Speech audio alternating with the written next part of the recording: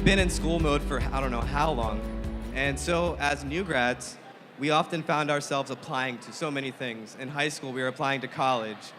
In college, we were applying to optometry school. And then in optometry school, we were applying to residency or our first job. So we've been driven, studying, practicing, preparing for where we are today, finally seeing patients, finally doing what we love to do.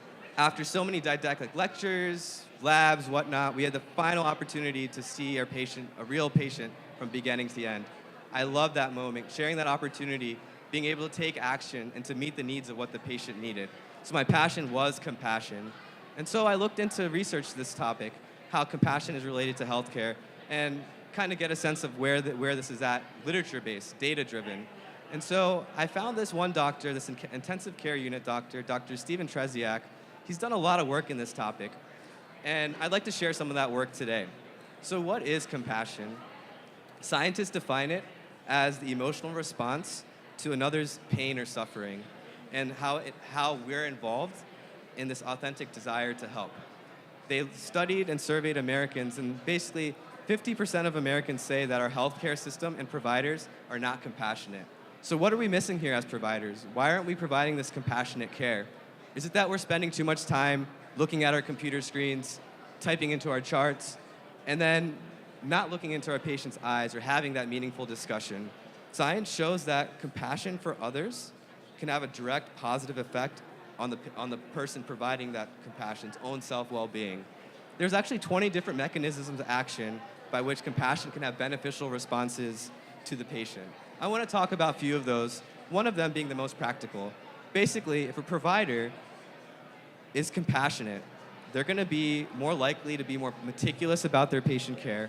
They're going to provide higher quality of medicine, and at the same time, a lower likelihood of making any medical mistakes. In addition, there's a physiological component too. Studies show that compassion can buffer stress-related disease as well as mediate and modulate a patient's pain level. What I found very important, or actually fascinating, was the compassion's effect on the impact of patient self-care. If you're deeply caring for your patient, and at the same time the patient understands and knows that you're caring for them, they're more likely to follow your medical management. Oftentimes, a lot of us are managing and treating glaucoma. A lot of these patients, we have trouble having them take their medication. Their compliance is poor, they're not taking their drops, they're not picking up their medication. So what can we do? I'm sure we try everything.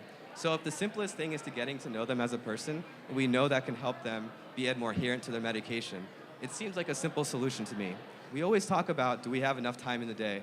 You know, time is money. It will provide us to be efficient in our practices, overall in healthcare. So we always say, do I have enough time to speak with this patient when I have another patient dilating in the other room? So I want to take a step back and talk about burnout. So this burnout we can relate to a lot of my colleagues in the young grad, young ODs, new grads, oftentimes are working full-time and working fill-ins, almost 7 days a week. You know, we have student loans to pay off. So at this point, are we losing this depersonalization? Are we losing this compassionate care? And how do we cope with this? Can we work less hours? Is that the answer? But based on this data, if we're able to provide compassionate care, we help the patient, but at the same time, help ourselves. Our abilities to spend time with our patient and educate them in eye health, as well as other systemic conditions that we can see within the eye, puts us in a unique setting. We diagnose and treat numerous chronic eye conditions like glaucoma or macular degeneration. We see these patients multiple times throughout the year. So are we getting to know these patients at a personal level? We often find ourselves in private practice, in academia, or any other modality wearing multiple hats. So we find ourselves doing multiple things.